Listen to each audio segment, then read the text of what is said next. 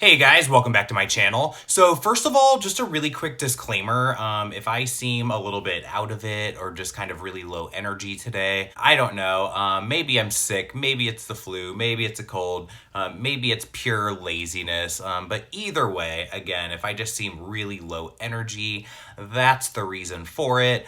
I've been getting into more colorful eyeshadow lately, and I actually got a bunch of eyeshadows that I ordered from Beautylish. I ordered a bunch of the Inglot eyeshadows, which I've never used this brand before, but I don't want this intro to go on for too long and be too rambly, so I'm gonna go ahead and prime my eyelids and set down some powder underneath my eyes, and we'll jump right in. All right, lids are primed, powder is laid down. I wanna dip into some of these purple shades, so I'm gonna dip into this one right here, which is a matte kind of a grapey purple. I'm actually gonna go in and lay down my crease color first because I just feel like I wanna get the most impact out of this purple that I possibly can. And then I can kind of blend out and kind of like lay down a transition and kind of blend everything out from there. And since all of these Inglot shadows that I ordered from Beautylish are definitely more of like the rainbowy kind of colors, I probably will be going in with other shadows and other palettes just to kind of add some depth and some dimension, maybe some shimmer shades and that kind of stuff. And so far, that purple is working really good. But I think that if you wanted to really brighten this up and turn this purple into something a little bit more vibrant, I think that you could always do that by adding like a hot pink pigment into it and kind of blending the two together, which I may do. I'm not sure because again, I really just wanted to play around with these purples, but I don't really have much of a plan as far as the look that I'm gonna create today. Last night when I opened these, I just kind of went straight into the yellows and greens just to see how those worked out, and they were pretty good. I was a pretty big fan.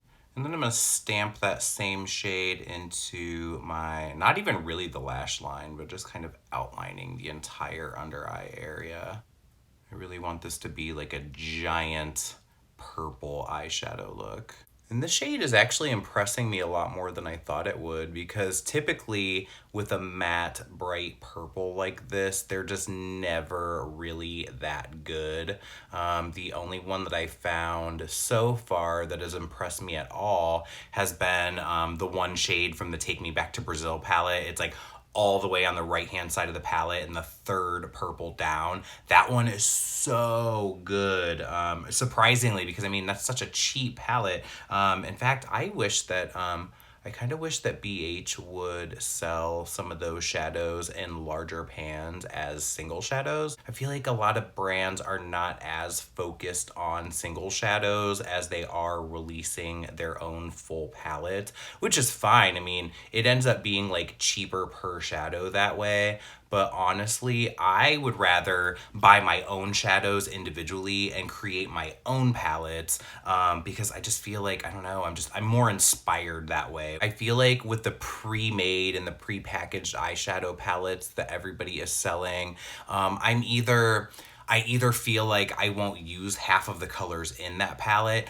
or I just don't understand the thought process behind like how they arrange the colors in order, because I feel like they usually just kind of throw them wherever in a palette and they don't really flow and they don't seem to make sense, which is for me another reason why I prefer to just buy my own single shadows and put my own palettes together. Now, I don't want this to turn into like a full-on like sunset smoky eye, which I feel like when you're doing oranges and purples together, it really ends up being that really, really quickly. But I think what I'm gonna do is on the same brush that just has purple in it, I'm gonna dip into this shade right here, which is one of their AMC shadows. This one's almost more like a pinky red with an orange micro glitter, and I just wanna see how that goes along with the purple that we have here. So I'm gonna start by just kind of stamping that along the edges of the purple that we already have laid down, and then I will kind of softly blend it out from there. And what I want to do is I want to put together a companion palette that is going to go hand in hand with this palette. You know, something that would be like a darker rainbow palette, something that would give these kind of looks quite a bit of depth and dimension. And I haven't put that together yet, so right now for this look, I just kind of have some random palettes sitting around. I was kind of worried that this shade was going to be a little bit too orange or too red, but I really like how it is kind of like a nice pinky kind of red, because I think that this goes well with the purple.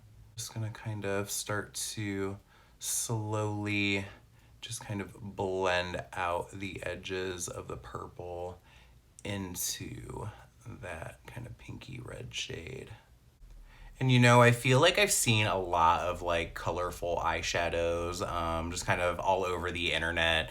You know, you've got like the James Charles palette, you've got the ColourPop, what is it called? The Chasing Rainbows palette, which for me, I feel like the color story in that palette isn't rainbow. There's like a few kind of brighter colors in there, but if you really look at that palette, I don't know, I don't see rainbow. This is what I'm looking for when I look for like a bright rainbow kind of palette, like a bright rainbow color story. This is exactly what I want in a palette.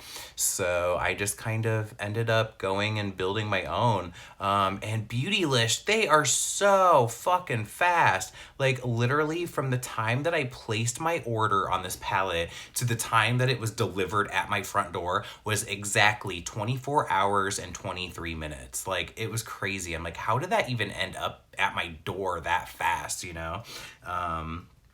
But it did.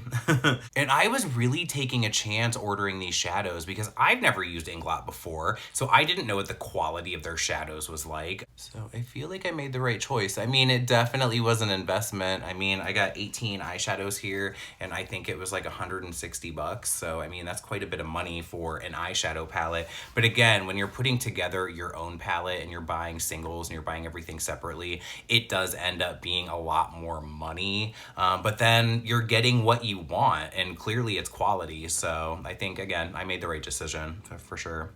I do have an area right on the outer corner of my eye that almost seems to be a little bit patchy with the purple.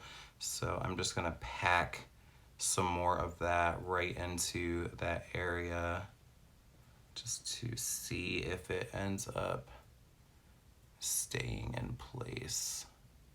This side seems fine, but I'm gonna go ahead and lay some more down there anyway, just to be on the safe side.